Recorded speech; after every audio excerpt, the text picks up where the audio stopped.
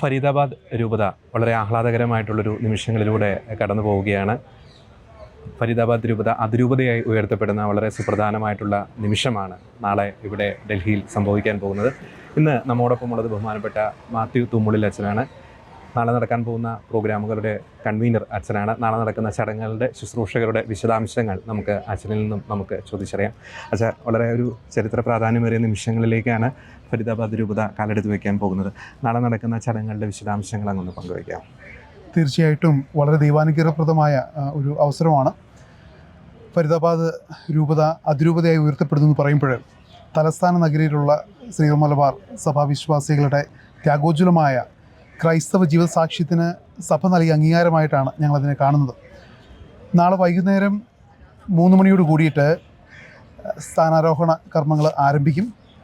2:30 ആകുമ്പോഴേക്കും പ്രൊസഷനായിട്ട് നമ്മൾ വേദിയിലേക്ക് കടന്നു വരും. വേദിയിലെത്തിയതിന് ശേഷം അഭിമന്യ ജോസ് പുത്തൻവീട്ടിൽ പിതാവ് ഫരീദാബാദ് അതിരൂപതയുടെ സഹായമെത്താൻ എല്ലാവർക്കും സ്വാഗതം ആശംസിക്കും. തുടർന്ന് ബൂള വായിച്ചതിന് ശേഷം സ്ഥാനാരോഹണ കർമ്മത്തിലേക്ക് പ്രവേശിക്കും. സ്ഥാനാരോഹണ കർമ്മത്തിൽ സിറോ മലബാർ സഭയുടെ പിതാവും തലവനുമായ മറാഫെ തട്ടിൽ പിതാവാണ് മുഖ്യ കാർമ്മികനായിട്ടുള്ളത്. ശേഷം വിശുദ്ധ കുർബാനയാണ്. വിശുദ്ധ കുർബാനയ്ക്ക് മുഖ്യ കാർമ്മികത്വം വഹിക്കുന്നത് അഭിമന്യ കുര്യാക്കോസ് ഭരണകുളങ്ങര മെത്രാപ്പൊലീത്ത തന്നെയായിരിക്കും.